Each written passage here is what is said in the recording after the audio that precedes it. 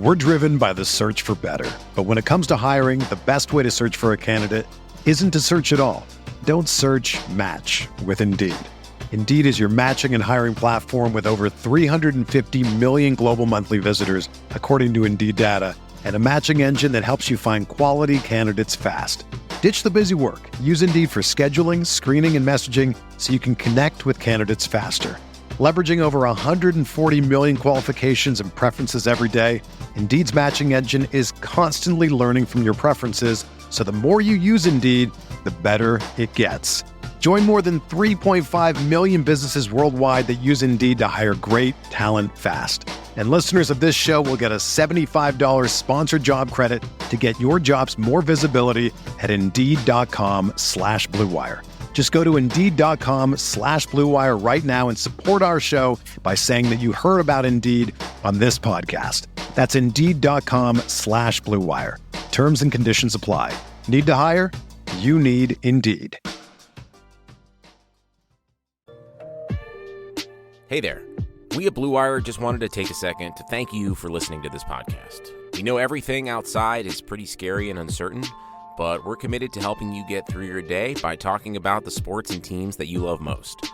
If you're looking for more great podcasts to distract you, check out BlueWirePods.com. Thanks for listening, enjoy the podcast, and stay safe.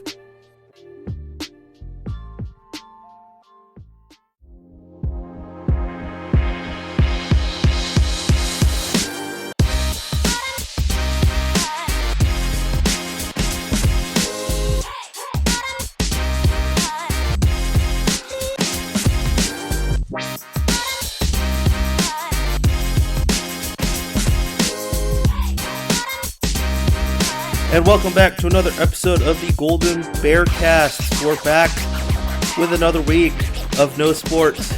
I'm one of your hosts, Rob Huang, with my other host, Andy Johnston. How you doing, my friend? Good. Last time I had a cough. This time have a cough. Everything's good though. How are you? I'm not too shabby. How's quarantine life?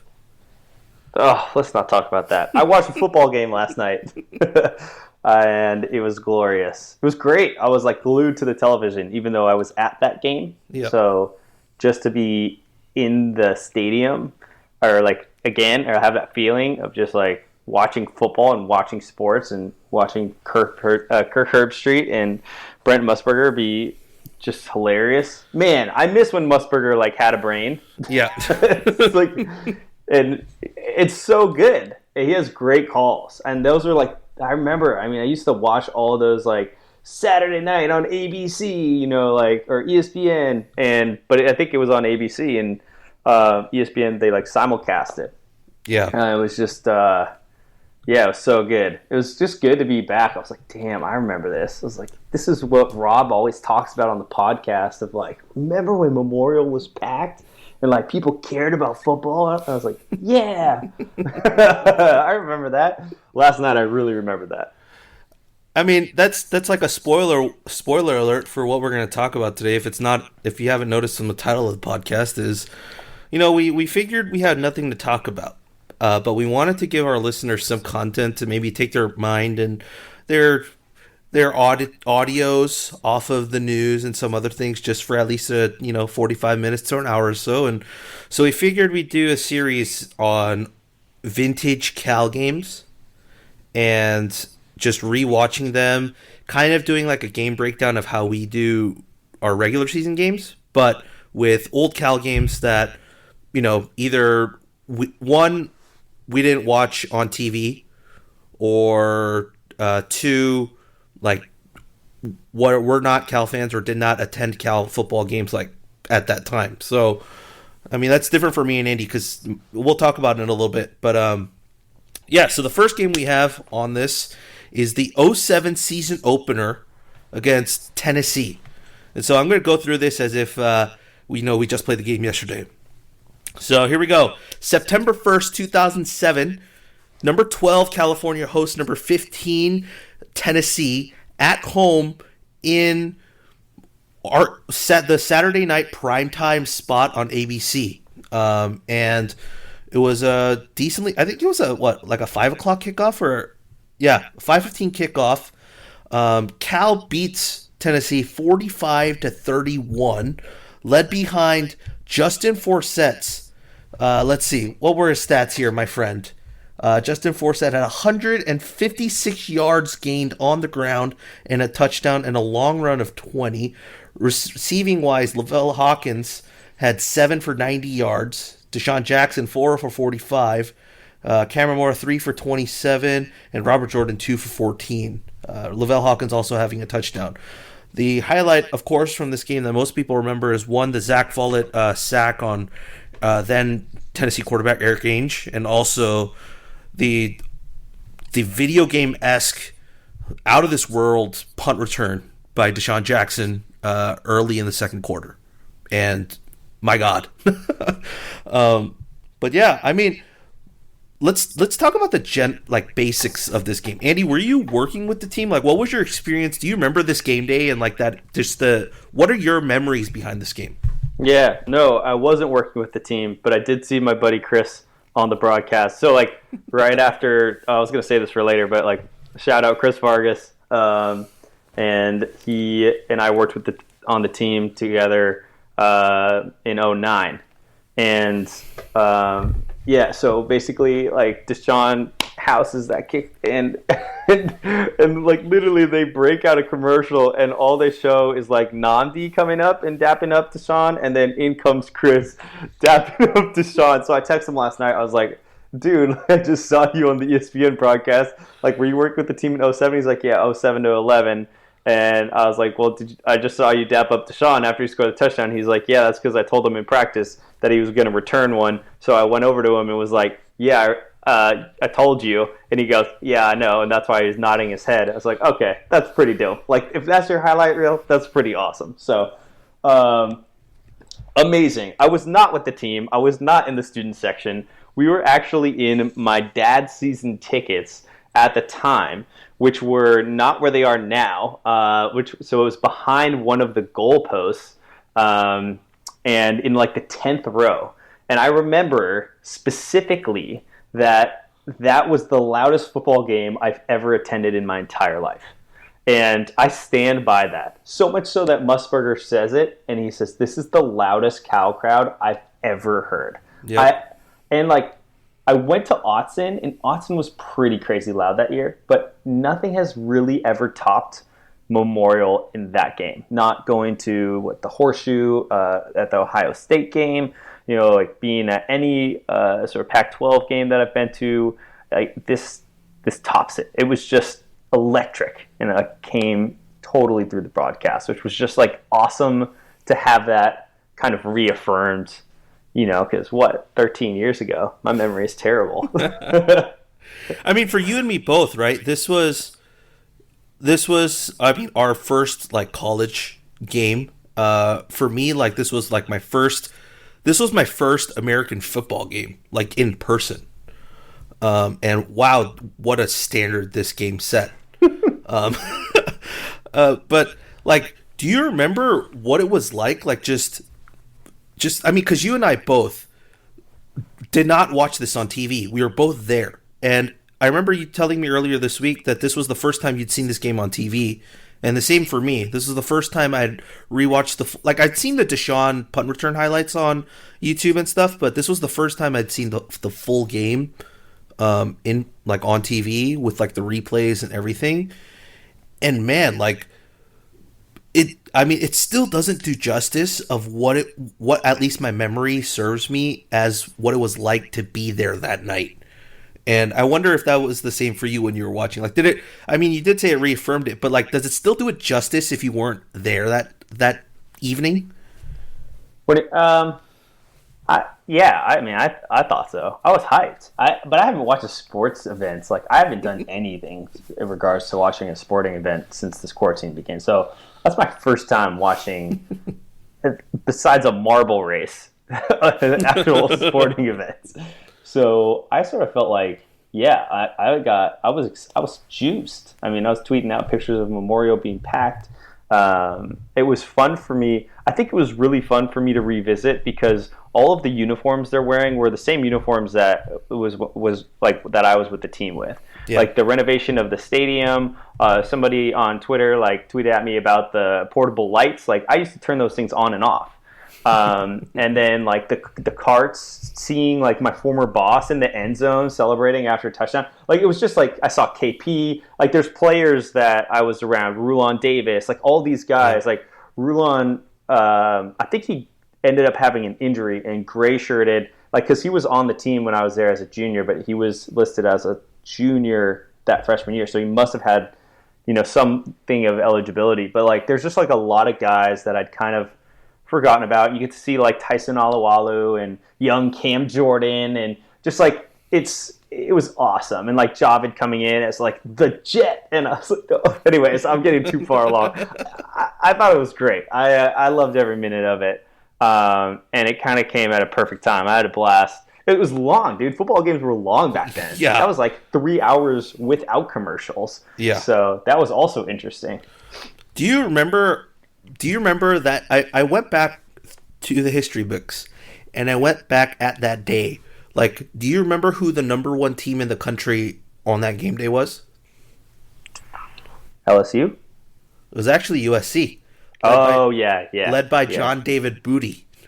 Oh, yeah. And do you remember what the biggest upset that day was? Yeah. Michigan. Right. Appalachian State. That was Lloyd Carr's final season as the Michigan head coach because he retired after that season. Yeah. And yeah, like just seeing all those things on the ticker and like, those little like game breaks where they go into the other games. Like, yep. They went to Boston College for a second. It was like Matt Ryan was still quarterback there. They went to Georgia and Matthew Stafford was a freshman quarterback there. I saw on the little ticker on the bottom, Ray Rice had like 4 touchdowns. Yeah. It's just like all a throwback. It was, it was cool. Yeah. Brome was still the quarterback at Louisville. Like he's now, what is he, a head coach or an offensive coordinator now? Like it's crazy. I guess we'll get into it right away. I mean, God, dude, the amount of NFL players that played in this game. Like I'm looking at the stat book and I'm like just going through even the Cal side of things and like just looking at the names, right? Like we got Craig Stevens, Deshaun Jackson, Lavelle Hawkins, Alex Mack. Who else we got? Tyson Alualu, Zach Follett, Thomas Deku, Shaq Thompson.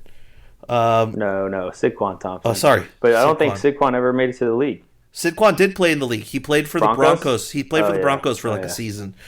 Jeremy Ross, Cameron Mora, Javid Best, Robert Jordan, Forsett, Mike Muhammad. Yeah. I'm like going through the list here, and I'm like, I don't think Worrell or Felder ever made it to the league. Yeah, I don't think Worrell or Felder did. Chris Conti, freshman. Cam Jordan, Will Taufo. I still don't know how to say his name correctly. That's it. Yeah, and then you also look at like Tennessee, right? You had like Arian Foster. Dude, Arian Foster was absolutely ridiculous in this game. The fact that he did it, like his draft tape, like it's just amazing watching this game, and that would never happen. That guy on that tape alone is going first or second round. Yeah. It was ridiculous. Yeah. He was unbelievable. I was like, this guy he's insane. He was at wide receiver. He's at running back. They're doing Wildcat. I was like, this is nuts. And then also, it was really interesting that Tennessee is running like 2 tight end sets, which is like what we're going to see next year. So I was like, oh, I expected to see maybe more of like the Cal, like Cal to Cal. I was like, actually, you could kind of map what Tennessee is doing on offense and say, I think that's what Cal's going to try and do. And it might mirror that season when the Raiders... No. That's way off. But anyways, when was Musgrave with the Raiders? Just recently, right? With This is Jack Del Rio. Yeah. The end of Jack Del Rio and the first year of... what's his name? Gruden. Oh. The first year Gruden. Yeah. Yeah.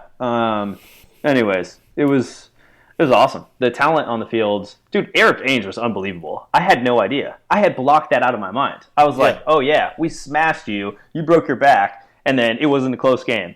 And then I rewatched. It was like I couldn't have been more wrong. It was a very close game, and he went absolutely bananas after getting wrecked by Zach Follett, and barely like. It took him to the second quarter or something like that till he missed a pass. Yeah, maybe like late in the second quarter. It was insane. I was like, who is this guy? He was arguably the better quarterback in the game. If I'm just looking at it, from what I saw, he was way better than with what Longshore was. I mean, look at the stat line, right? 32 of 47, 271 yards, 3 touchdowns, sacked once. Nate Longshore's line was 19 of 28, 241 yards, 2 touchdowns. But I mean, I had totally blocked out like that Ainge was actually good, and like rewatching that broadcast and the hype surrounding him, like Herbstreit was saying that he was like projected to be like a late first rounder, and even with a good year could be pushed into the top, in the top of the first round. I was like, he never panned out that way, but man, he was a really good college quarterback. Yeah.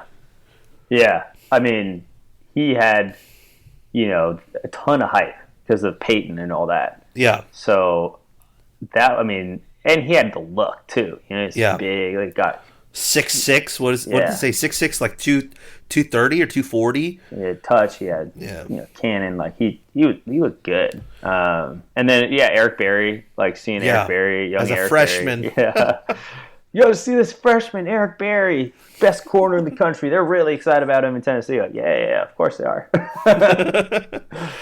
Yeah, and then like Patriots stalwart linebacker Gerard Mayo. Yeah. Like I think he's their linebackers coach now with the Patriots. So really? That's crazy to see.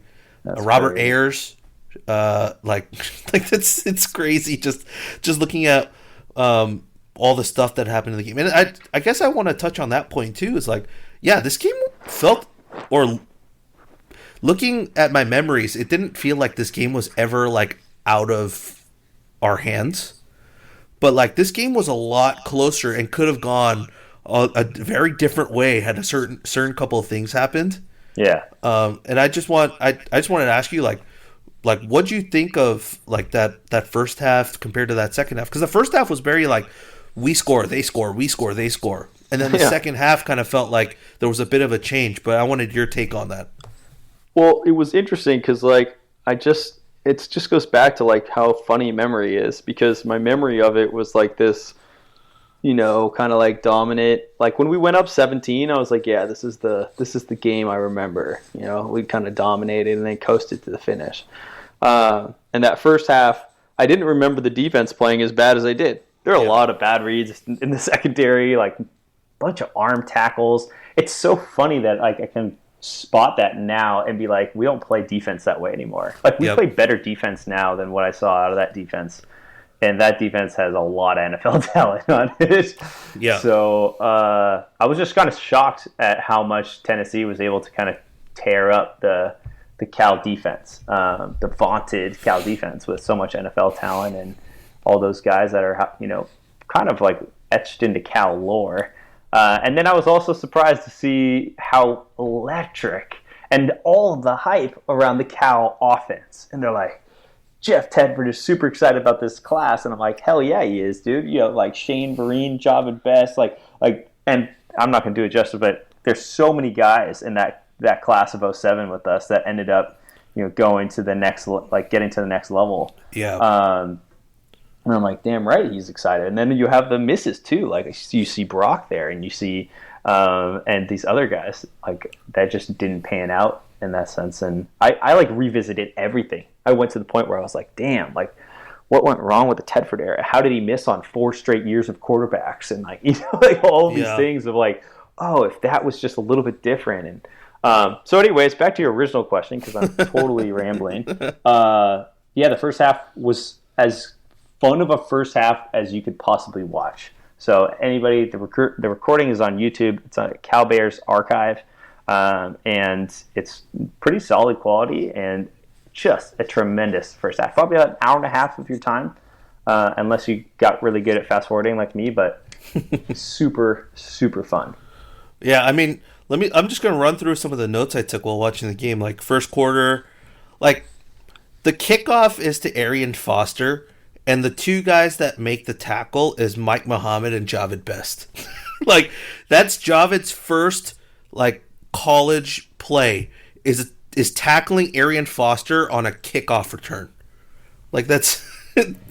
I did not realize that until rewatching this now. That's super funny. What else? Like, Follett's tackle on... Okay, let me ask you this. Since you watched the game, if this game happened with the modern rules, right, of like targeting and all that stuff, and late hits and everything, do you think Follett's tackle on Ainge would be considered targeting? Only because he led with the head, would I say, yeah. But from the perspective of, like, you know, I don't think it was a dirty tackle, but boy, is that a hard hit. Like, ESPN was ruthless. Yeah. They were showing that replay over and over and over, and, like, the announcers didn't even care. It took till 3 minutes after where they're like, hey, that was a pretty big hit, wouldn't you say? Kirk's like, yeah, it was a really big hit. Like, wow, guys, are we watching the same thing? Like, literally looked like his back is broken, but that's not the subject of conversation back then. These days, it'd be like, oh my Lord, what a hit, you know, like, and like, oh, I hope everybody's okay, because we're really sensitive to that now. Yeah. But back then, it was like, oh yeah, rah rah rah, football, hit hard, blah, you know, like, we don't care. None of this, you know, head trauma stuff has really made its way. So it's funny to see that difference too. And I think the hit, yeah, because you're kind of like launching into the quarterback. Yeah, with the crown of your helmet. Yeah, but the crown of your helmet. I think that probably gets called. I think the call was spot on. I mean, I think it was a fumble. I don't think there's any doubt in my mind that it was a fumble. And yeah, wow. And then Williams takes the fumble just to the house. You know, the thing I didn't know that's actually my next point, is that Earl Williams was actually the replacement to Desmond Bishop. Yeah. I had no idea. Yeah. Which that was a little cool thing. And then of course Eric Berry, seeing him as a freshman and his first game is at Cal, and like where he is as a professional football player and how good he became, like, you know, the rest is history, but it's like insane. And then of course Tree Sitters. Yeah. Dude, going back and seeing Tree Sitters and like them like interviewing the Tree Sitters. Zach Running Wolf. Yeah. Oh man, that was great. It was great. You know why it was so great? Is because Brent Musburger clowned on the Tree Sitters. I do remember that scene where he talks about World War I. Yeah, he's like, yeah, and he's like, actually, you know, World War I was before 1923, so you might want to check your dates there, Zach. I was like, oh, God, Brent Musburger when he had a brain. Goodness. Yeah, so if people don't know and don't know what we're talking about, like, they did, like, this intermission, or they did, like, this feature on the Tree Sitters, and they were talking to one of the guys, and one of them said, you know, this is a World War I memorial, and this is, like, where my, like, ancestors are buried. And then Musburger, after that feature's over, just comes in with the whole, yeah, but no, that happened way before this, so, you know, like, yeah, this can't be a World War I memorial for you. Sorry. Yeah, he just like moves on with it, and it's just such a like a trolling burn, and I was shocked that Musburger said that on the air. Like, it was good. It was great. It was so good. It's great television. Yeah, and the two of them have such good chemistry on camera.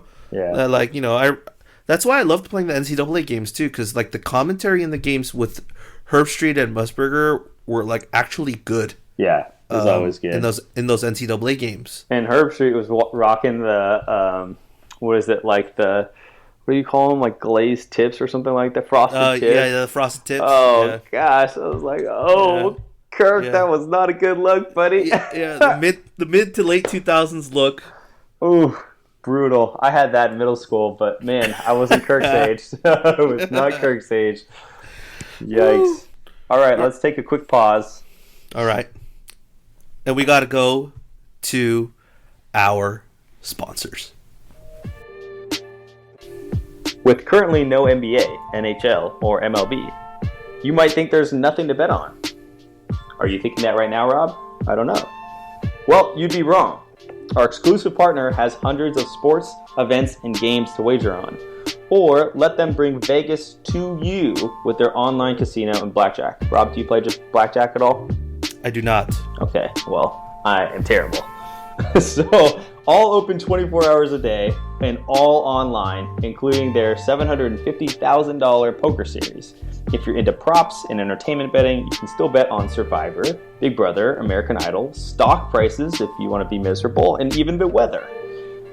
Visit their website and join today to receive a 100% welcome bonus with your first deposit. And be sure to use the promo code BLUEWIRE. Bet online, your online wagering experts. And we return to talk about the rest of the game now after our bet online. If Andy, let me ask you this: if you were a betting man going into this game, would you have bet money that Deshaun Jackson would return a punt return for a touchdown? Was I age 18 at the time? Probably not. I didn't have much money.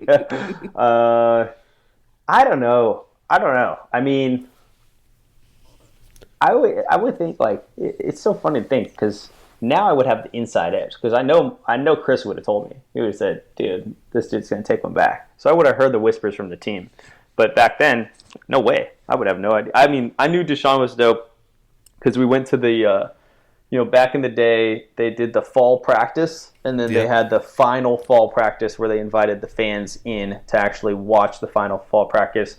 And then all the players walked out of that practice, up the steps, and then back into the locker room. So everyone got to, like, give high five. So, like, gave high five to Deshaun. I was telling my friends, like, oh, shit, I got a high five from Deshaun Jackson. Like, this is crazy. I mean, I just remember, like, that's what it brought back to me. I used to idolize these football players. Yep, so, like, same here. Yeah, like, when I walked in the door working with the team, I was like, oh, my God, dude, like, are you serious? Like, look who it is. Like, these are the, like, I would idolize them. And I was an athlete, and I would still idolize them in that way, And, like, shout out Ernest Owusu, who had triplets, by the way. Congrats, Ernest. Incredible. But, yeah, like, all these guys that we knew, it's just so funny, like, seeing it now. Because I think it's transition for me. It's like, obviously, because I'm freaking 32 now, so, like, it'd be weird if I was like, oh, your college athletes are amazing, but, like, still, it just brought back a lot of that kind of, like, almost like awestruck admiration. It was very fun. Yeah, I mean, I still have a picture of I think 18-year-old me and Deshaun Jackson at like some fan festival.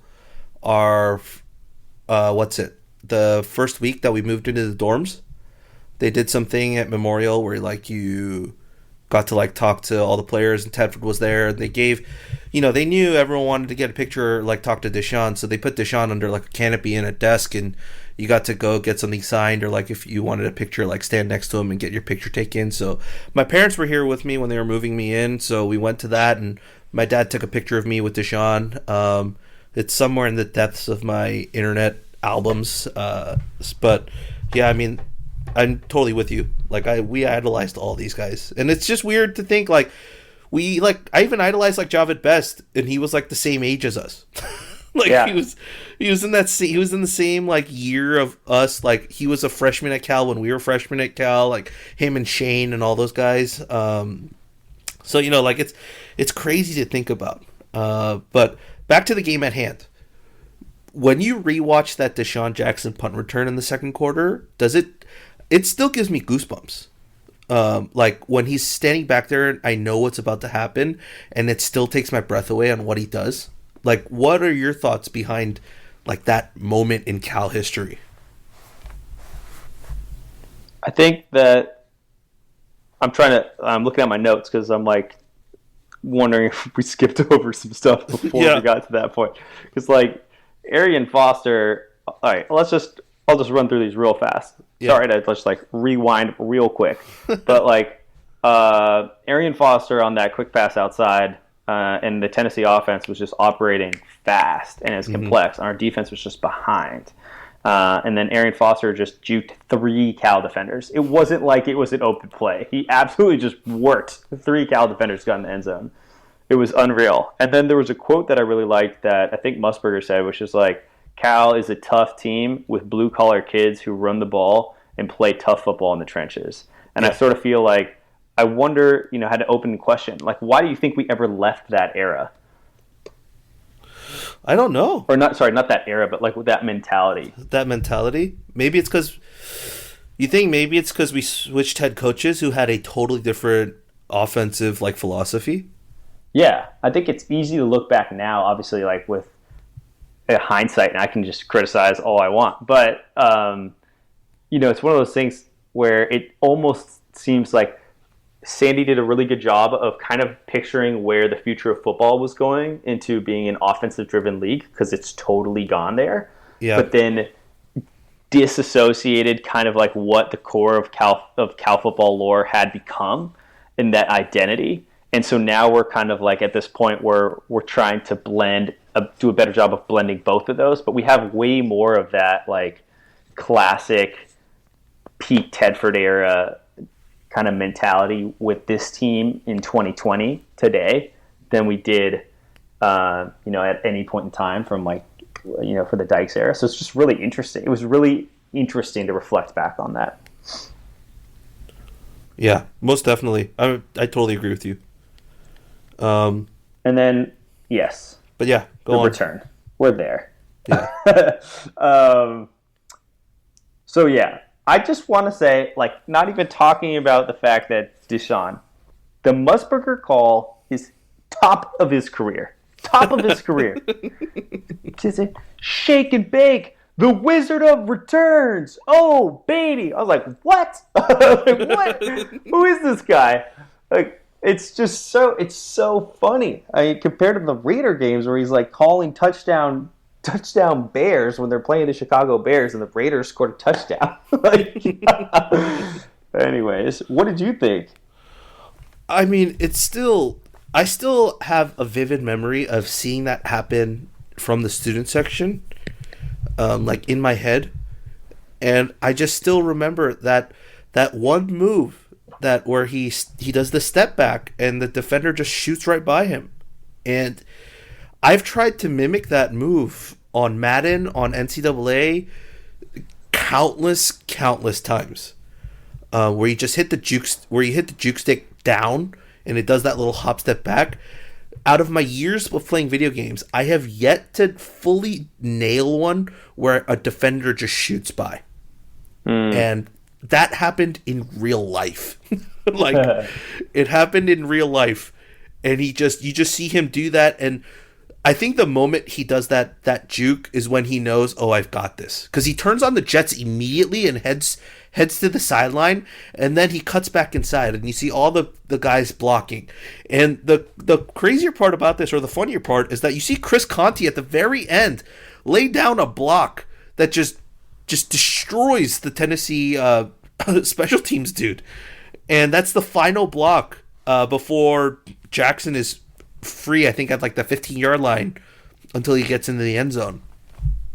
And it's just, man, goosebumps. Yeah. Goosebumps. Yeah, goosebumps. Yeah. I feel like, exactly. I mean, I don't know. I think maybe if you played Madden 04 when you had Michael Vick, that was the Vick year, right? Yeah, I think so, yeah. If you hit the L1, R1, that was back in the day, PS2. Yeah, yep. Oh, yeah. You get that little But his ability to do that, I still have a hard time processing how you could be running at full speed and still have the athleticism to then move backwards and stay on your feet and then it just and be looking up.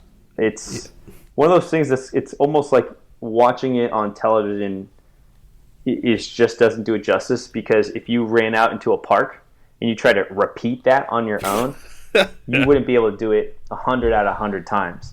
I mean, that's like 3 ACL tears. Like you only have 2 ACLs, but somehow you tore a third one doing it. Yep. Yeah.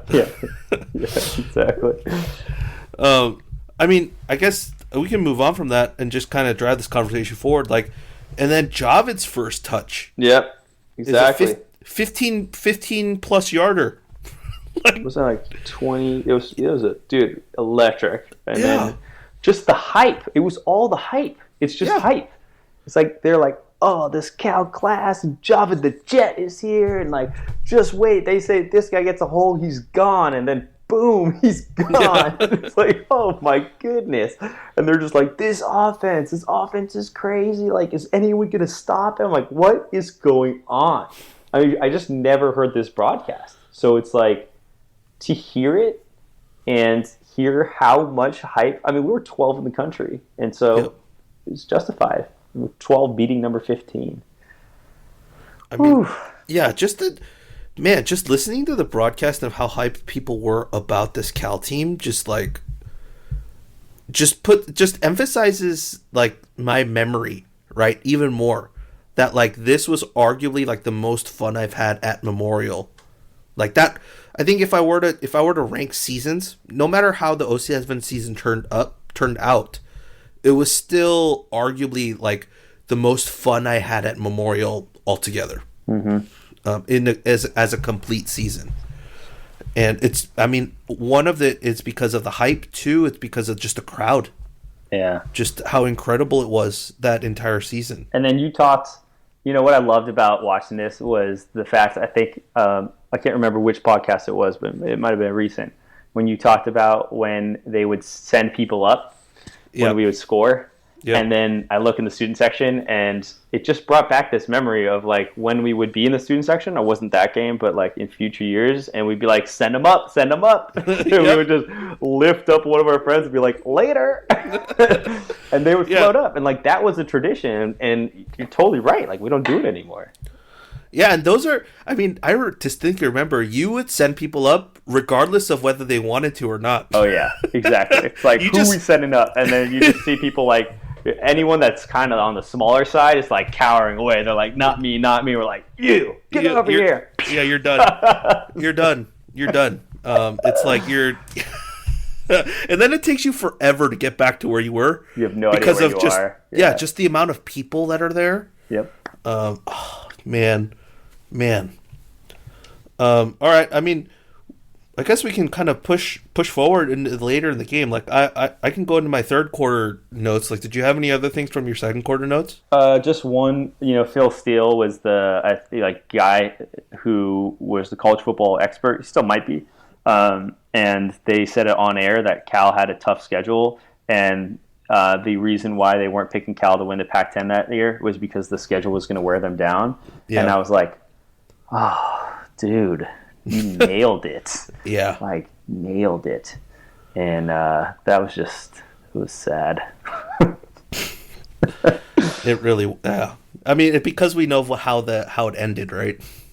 Yeah, because we know how it ended. And then also, I kind of wanted to ask you this, is like, was this not the sort of evolution of the elite Pac-10, Pac-12? I mean, as we know it, where you have this SC that was obviously already good, but this was the year that Oregon broke out and became Oregon and started to become this real problem. And like all of a sudden, like it just, and then Stanford quickly to follow.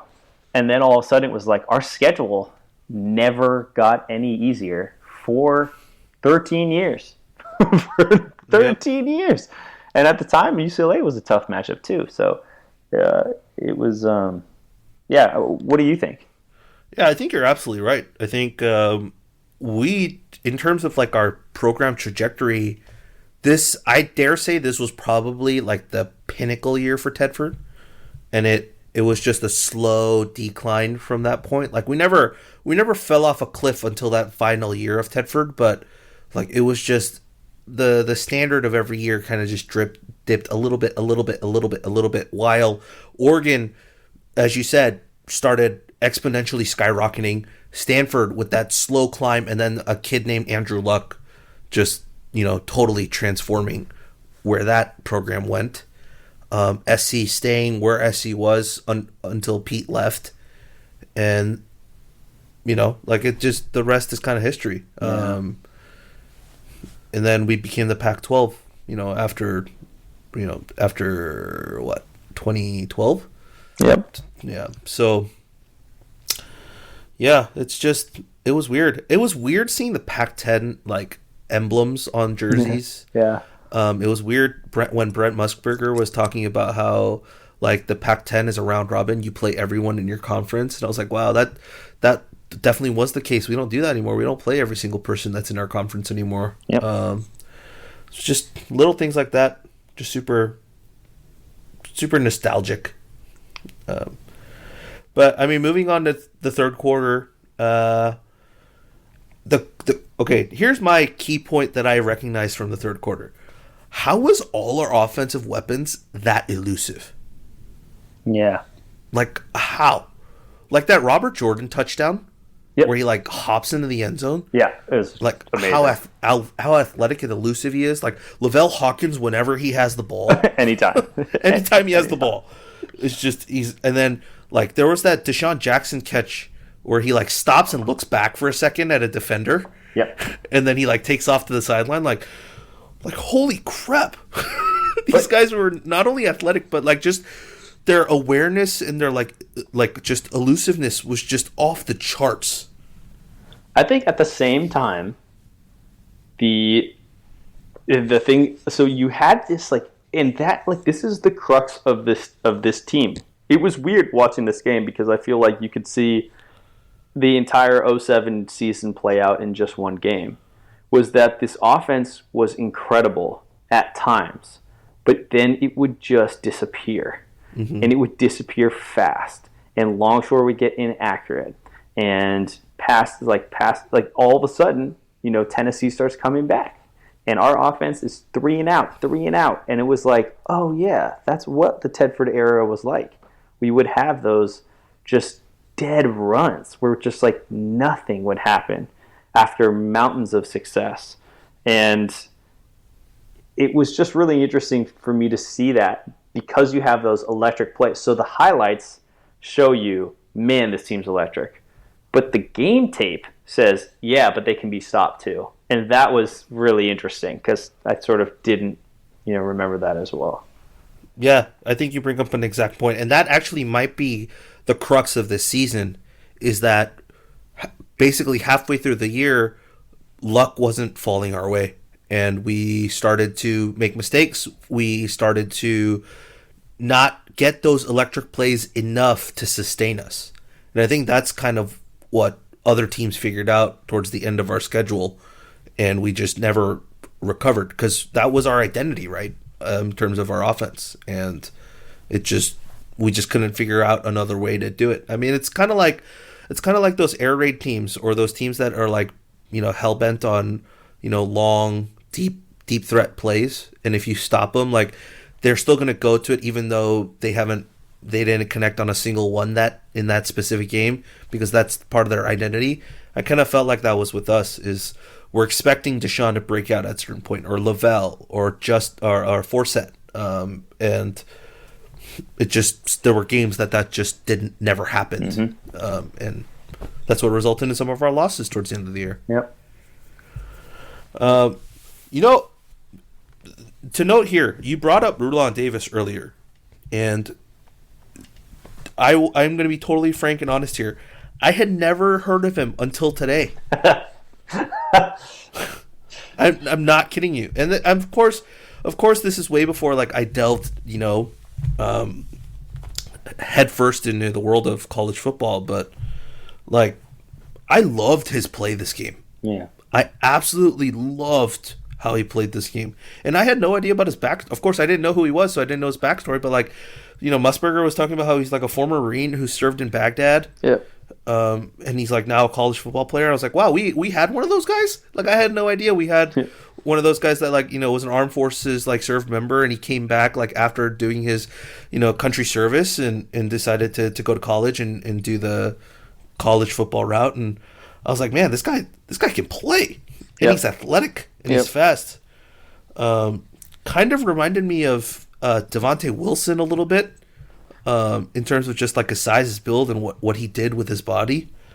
But yeah, he actually might be one of my like favorite players in the 07 team now because of how I saw him play against Tennessee. Yeah, he played super well. And that I think what you're talking about is that fourth down play where we have the goal line stand. Yep. And then so the play before that, he is in on the tackle, I think, that ends up dropping the running back. And then on the fourth down play, they run Arian Foster, who's just been out of this world and absolutely ridiculous all game, to the outside.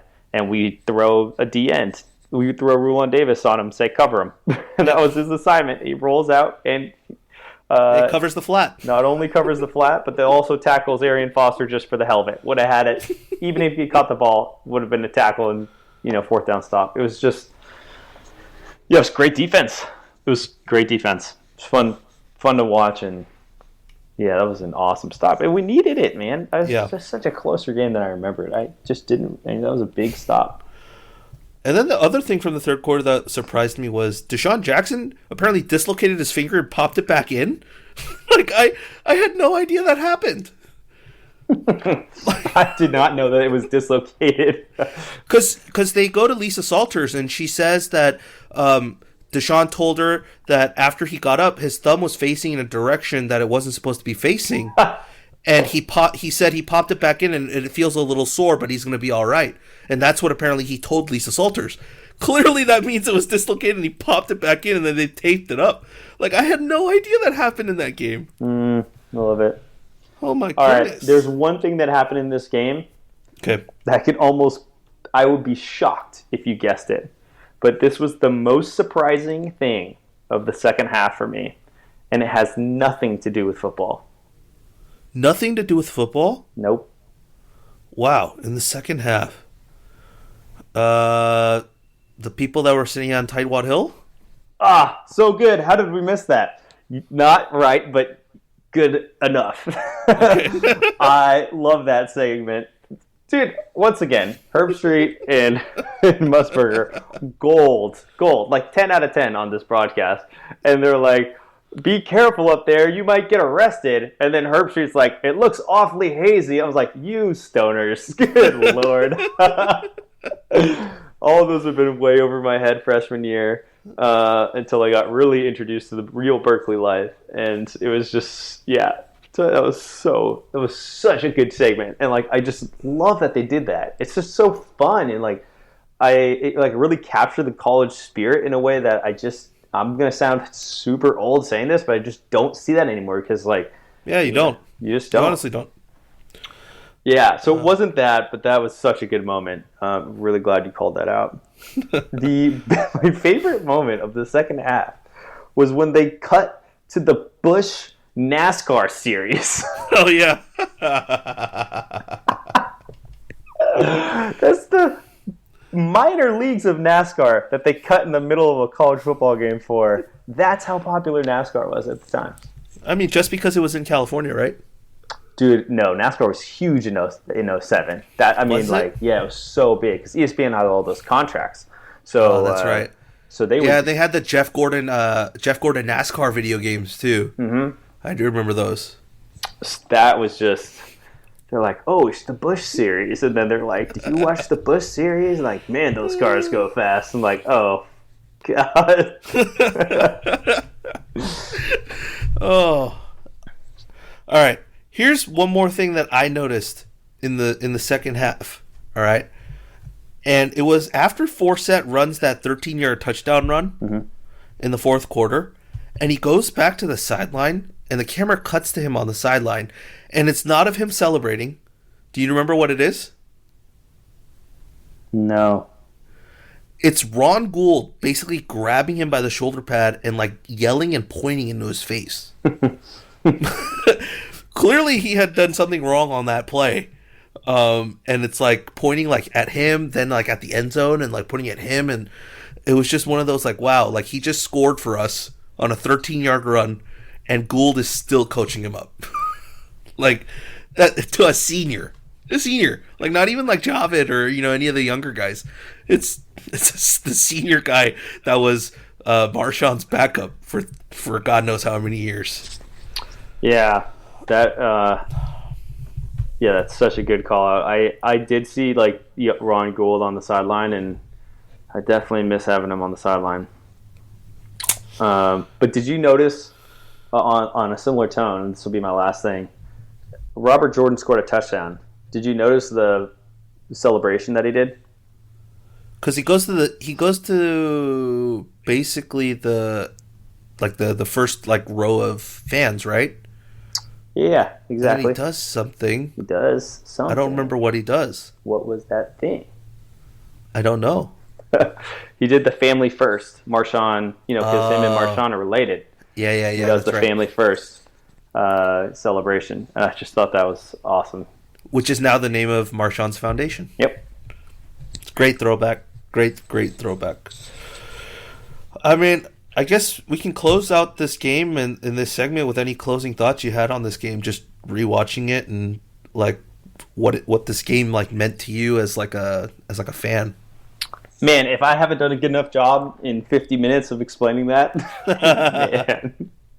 Yeah, I think let's let you take control, Rob. What did this game mean to you?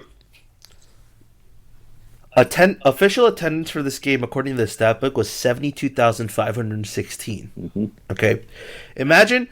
Let me take you on a little journey here, Andy. All right, imagine you've lived overseas your whole life. All right, you've never seen a football game in person. You've never seen a football game on TV, even live. The only interaction you've had with American football is via radio on your drive to school by your dad. On the American Forces Network at about 7 a.m. every Tuesday, which would mean it's Monday Night Football on the radio.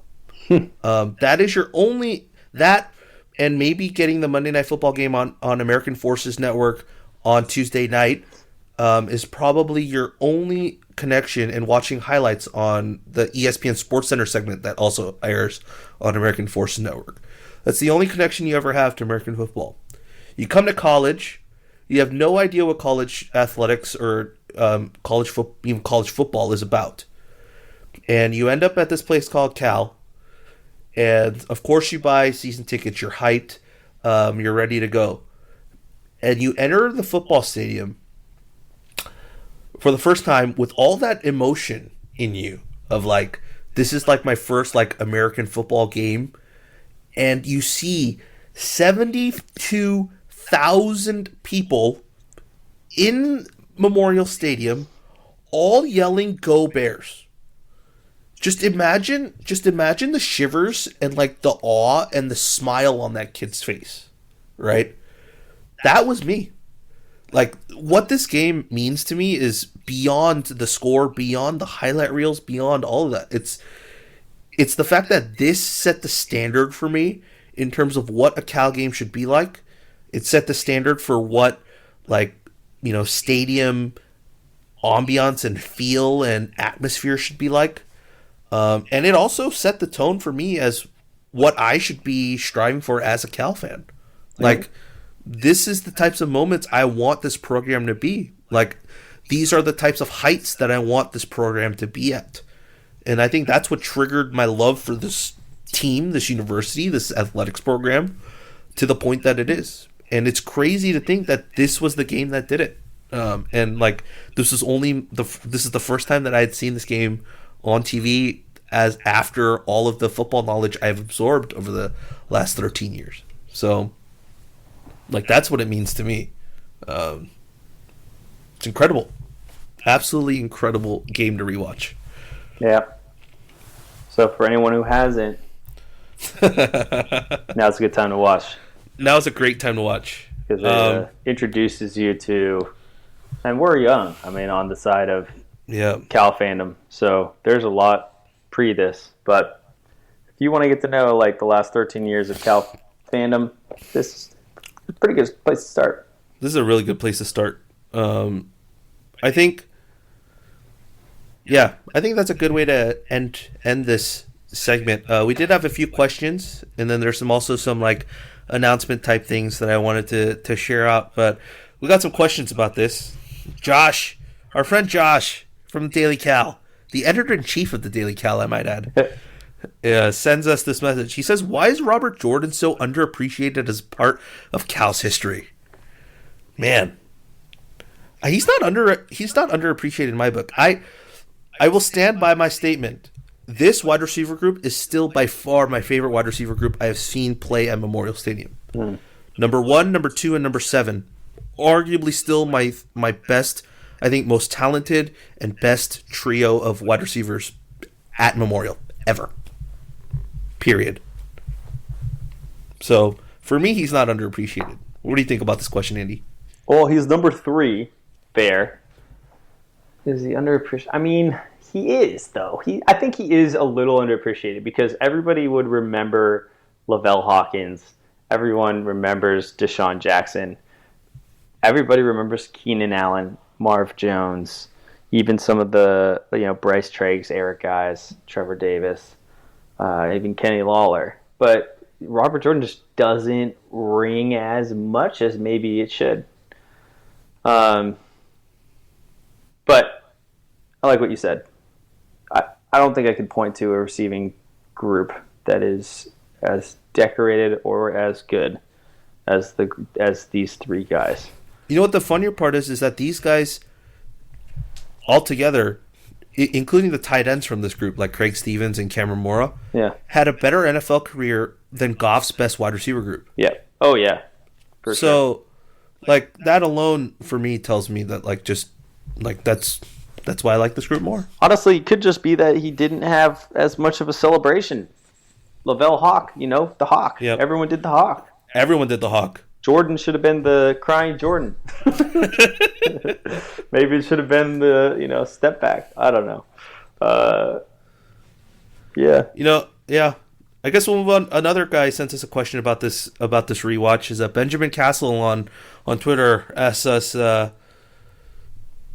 also, what do you think would have happened to this team in particular, had Longshore stayed healthy? I don't know, man. I think we might have been eaten up like the same exact way. Yeah. I after watching this am sort of like wondering, like, Tedford kind of lost himself in this whole thing of like, should he be the play caller? Should he not be the play caller? When I worked with the team, Ludwig was the play caller, but there's always sort of this back and forth, and like, he didn't know what to do, and he never kind of got back to that easy what worked at Cal. Yep. He got it back at Fresno State, but with us. And so when you look at Longshore, can you definitively say that Nate would have been any better than what we got out of Kevin Riley? Was it not Kevin Riley? It's like, I thought he was pretty good. And so I think that's the big question for me is it more, I would probably have more doubts about the offensive system than I do about, whether or not Longshore stays healthy. Yeah, I mean, you and I both remember that Armed Forces Bowl game and just the performance that Riley put on that game. Yeah. Right? And that's immediately where I was like, all right, I think we have our quarterback of the future. Like, that type of performance. We hadn't seen Longshore do that type of performance in 2007. And then Riley pulls that off, and it was outstanding. Absolutely outstanding. Yeah. Yeah. Other than that, we have 2 more things. We have one. Actually, before we do that, we're going to cut here for a little moment because we want to give our friend Josh at the Daily Cal a little time to talk about the Daily Cal and the struggles they're going with through this virus and school being out. So here is Josh, and we'll be back in a second. Hi folks, this is Josh Ewan from the Daily Californian. It's good to be back on the Bearcast once again. I hope everyone is staying safe and healthy and practicing social distancing during this tough time. In light of COVID-19, the Daily Californian is currently facing some financial constraints. Our advertising and sales are struggling a little bit. but we do hold a very important responsibility as the paper of record for both the city of Berkeley and the University of California, Berkeley as well, to continue producing our content and keeping the public informed. So we've been reaching out to some folks, and the folks over at Right for California have been very gracious in helping us get the word out. Please go to donate.dailycal.org/donate to provide support to our publication. No amount is too small, and we really appreciate everybody's ongoing support of our publication. Thank you so much for your support. Go Bears. I'll send it back to Andy and Rob.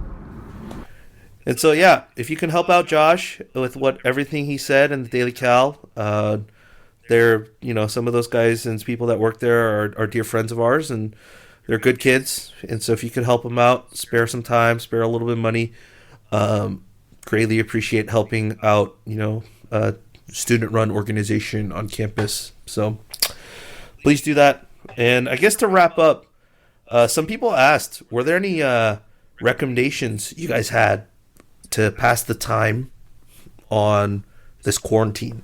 So, do you have anything that you want to share with the folks that are listening to this to see if they have any, thing that you're doing that they could possibly do? Yeah, to pass the time. I mean, I'm blessed with a job that keeps me pretty busy during the days. But what my wife and I have done is, we just got some outdoor furniture that I'm going to build. So I've been building a lot of stuff. So I've done that as a way of getting time in the sun. So we're obviously lucky enough to have a backyard. It's not huge, but we have one. It gets sun for about an hour, from 2 to 3. So I'm really eager to get sunlight, direct sunlight. And I did that today. Just kind of went outside and laid down for a little bit. It was great. So I think doing small things that can kind of just get you outside. I know the next 2 weeks are sort of looking like they're going to be really tough. So it's just a matter of finding the little things that, knowing and taking the time to know yourself and know what you need to kind of make each day worth it. But I can't say that I'm doing the best job myself. It's just a matter of I know that I need to be on some sort of fitness, so yoga or a spin class. I know that I have to get outside with my dog for at least 45 minutes, and I know I have to meditate. And if I do those 3 things in one day, I'm probably going to end up okay. If I don't, I'm probably going to end up feeling pretty anxious. So it's just kind of leaning into things that you know. And then I also set a ton of limits on my iPhone. I set limits on Chrome. I set limits on Twitter. I set limits on texting so that I don't just take all this extra energy and invest it into my phone. And I think that's been helpful for me. But that's just what's been good for me. And so hopefully maybe it's helpful to somebody else. That's great. What about you? I've been spending a lot of time watching sports documentaries and stuff on ESPN Plus. A lot of 30 for 30s, rewatching and just having them in the background as I work. That's been super helpful. I'm super looking forward to ESPN today announced the schedule for the Michael Jordan documentary that's been hyped over the last few months, years. A 10-part series. I think it starts on April 19th. So I'm looking forward to that, definitely. They said it's 2 episodes a week, I believe, on ESPN. So that's something to look forward to. They said there's a whole bunch of footage there that has never been shown. So I'm hoping, crossing fingers, that maybe there's some footage from that infamous closed-door scrimmage from the Dream Team that, all those pros have always talked about. So that's one. I started... I'm halfway through Kobe's, it's not a children's book, but it's a teen book called the Wisner series. It's it's about a basketball team and a coach and all that. So the second book actually released yesterday or today. I believe it's today. So I'm halfway through the first book. So just going through that. And then I'm also reading just a crap ton of other books. Some West Coast offense books. I'm almost done reading Kirk Goldsberry's Sprawl Ball, which is about 3-point shooting and the changes that's created to the NBA. And I think that's it right now. And I'm also playing a lot of Animal Crossing. So building up my island. And, you know, if anyone wants to visit my island, just slide into my DMs. I'll give you my friend code. I have native peaches to my island. And, that's pretty much that.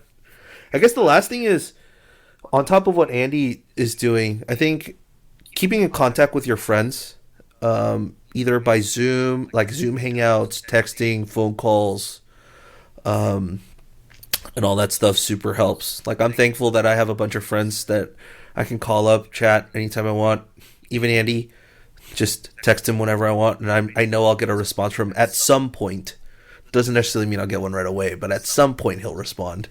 So, you know, just little things like that, just to keep, you know, your social activity up, and you're not, you know, driving yourself into a corner and being alone. I think anxiety and loneliness and just that is going to get more prevalent as you stay at home and work from home. So trying to alleviate as much of that as possible. And if your only out is via Twitter and doing that with people, by all means tweet at me. I'm always down to you know, do conversations via Twitter. Granted, it might not be quick instant messenger like, but I'm always happy to respond.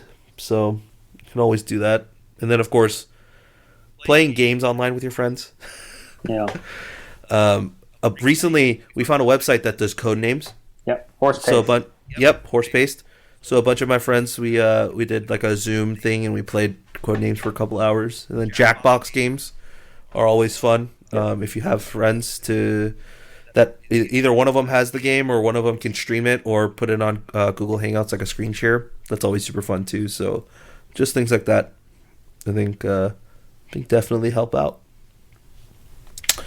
Andy, last question for you before we head out on Discord. Roberk asks, talk about why Kings Canyon and Apex is a better map. No way. That's hilarious. Wait, on the Cal Discord? Our Discord channel. Oh, wow. Yeah. No, Kings Canyon sucks. I can't stand it. But we don't have to go down that path. I play a game called Apex, and they have two maps. And Kings Canyon was the first one. And for some, who knows why reason, they decided to put Kings Canyon back into the ranked format, and I can't stand it. My KD has just been plummeting because I am trash at that map, but the map's so bad. Anyways, for another night when we do a video game pod, we can discuss that much further. Why not? All right, that's it for us. You can find me at Rob11HWAG. You can find Andy at Andy J Beast Mode. You can find us on all your podcast services. If you're listening to us already, then you already know. And you can find all our written stuff at the newly created writeforcalifornia.com. And with that, as always, go Bears. Go Bears.